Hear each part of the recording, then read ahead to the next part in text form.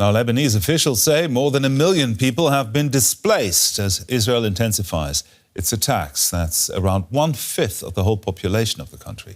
They include thousands of foreign workers who have been abandoned by their employers and left to sleep on the streets. Spaces and shelters are reserved for Lebanese citizens. DW's Beirut Bureau Chief Mohammed Shaiti reports. This makeshift soup kitchen is serving food to vulnerable migrant workers in war-torn Lebanon. Myra is preparing the next meal just outside her restaurant, Tres Marias, near Beirut. She herself is a migrant worker from the Philippines, but she is here as a volunteer to help others in the migrant community. Government schools are offering shelter for people, but migrants are not allowed. So most of the migrants are just in the street if they don't have the embassies or the consulate to accommodate them. So Tres Marias has really targeted on helping the migrants, whether it's Filipino, regardless of nationalities. We are helping the migrants with food security. An unprecedented 1 million people are on the move. Shelters like this one near Beirut are struggling to house Lebanese families fleeing Israeli airstrikes. It is getting dark here in Beirut. As you can see behind me, there's a lot of people that will have to spend another night on the streets. Some of them are Lebanese who couldn't find room in any of the overcrowded shelters, but most here are foreign workers who just have no place to go. Right in the chaos of Beirut's downtown, we spotted a group of domestic workers from Sierra Leone. Most of them fled southern Lebanon and the southern suburbs of Beirut looking for safety in Tripoli, some 80 kilometers north of Beirut. But they were turned away from a school which was serving as a shelter. So the message they sent me was, the school is not for migrants, it's for Lebanese people, and they are not allowing them to stay. Most of the women were abandoned by their employers who had fled to safety and left their employees stranded in the middle of a conflict zone. So usually this is the system here. If the employer doesn't want you, they will just drop you somewhere without your papers, and you can't do anything. With their passports and legal documents still at the possession of their employers, these women cannot exit the country. Left to fend for themselves, they desperately keep looking for shelter. As the Israeli military orders more evacuations from towns in southern Lebanon, the number of refugees is growing, and the chances of finding even a roof for the night will soon become almost impossible.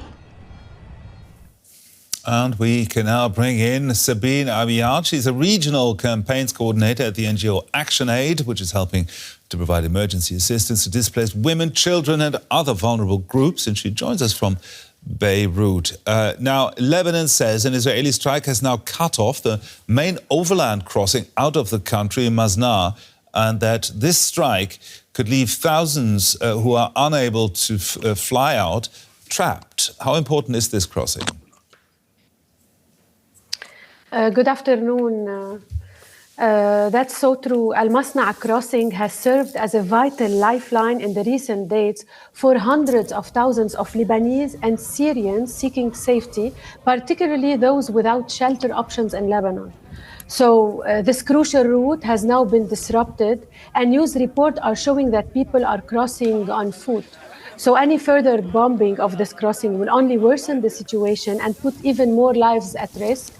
Some also Syrian and Lebanese, they might have some alternative informal crossing, which is also dangerous.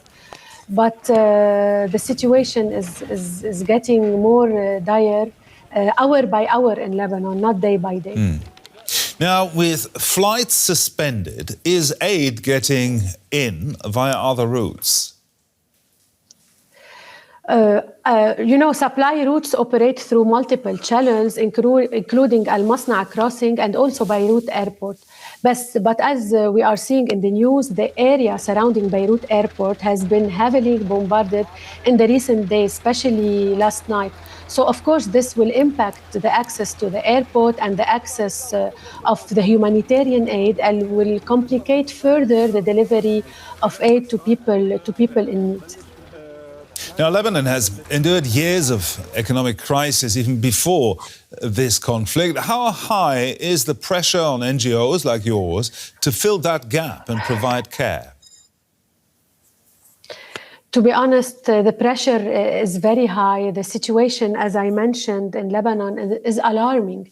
And the window to prevent a full-scale humanitarian crisis is closing rapidly. The needs are growing day by day.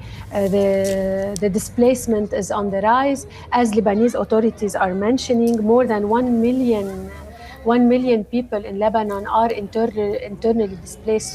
So the needs are really huge, with a lot of challenges that we are facing. The delivery of aid, we are facing a lot of also security challenges. For example, as ActionAid, we are collaborating with local partners across various regions in Lebanon to support people in need as part of our emergency response. But before delivering any aid, we conduct a risk assessment and monitor closely the evolving situation on the ground, because conditions are changing rapidly. For instance, in Baalbek, we had to suspend our services due to the heavy bombardment, and our partners, along with their families, they had to evacuate to safer areas. Also, a couple of days ago, we were forced to immediately suspend our operation in Beirut, places near Ad-Dahiya, where Israel launched attacks. So this has left thousands of families without the urgent assistance they so desperately need. The operation remained on hold for a couple of days due to the intensity of the attacks in some areas in Lebanon. I'm not saying everywhere, because now we are delivering aid in Tripoli to shelters with the support of our local partner there. And as we are speaking today, youth from our GP are delivering aid to people in Jibjenin in West Bekaa Valley, where we have a center operated by our partner. So the youth are here actively involved in distributing aid to hundreds of families. And here I would like to emphasize on something, the strong focus that we have in ActionAid on youth from local community.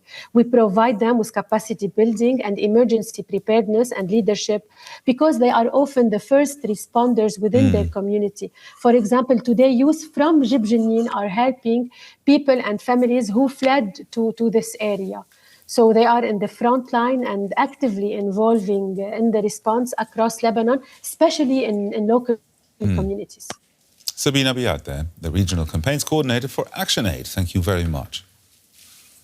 Thank you so much. For more on this, let's talk to Maya Andari. She's Director of Program Quality at CARE Lebanon, and she joins us from Beirut. Thanks for taking time to talk with us. Maya, how would you describe the humanitarian situation in Lebanon right now? Good morning, and thank you for having me. It's another sleepless night for Lebanon, for the Lebanese people. The situation is getting worse day after day. We have around 1 million people who left their homes, who either are stranded on the streets with no place to go, or are trying to seek safe shelter in the collective shelters around the countries that are already full with people.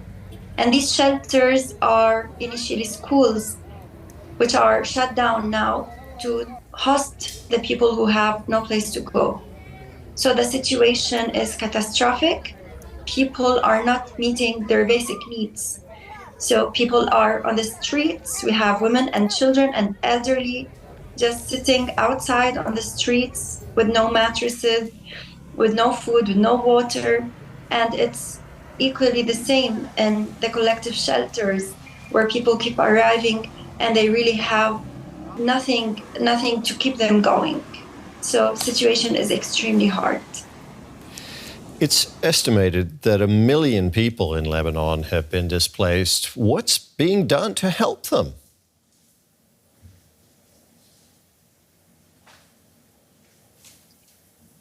Excuse me, you disconnected. Sorry, Maya, can you hear me? This is Terry. Can you hear me, Maya? Hello? Seem to be having some trouble with that. Can you hear me now, Maya? Yes, I can hear you. Very good. I was just going to ask you about the people who've been displaced there in Lebanon, which we've been talking about. It's estimated that 1 million people are displaced there. I'm just wondering what's being done to help them.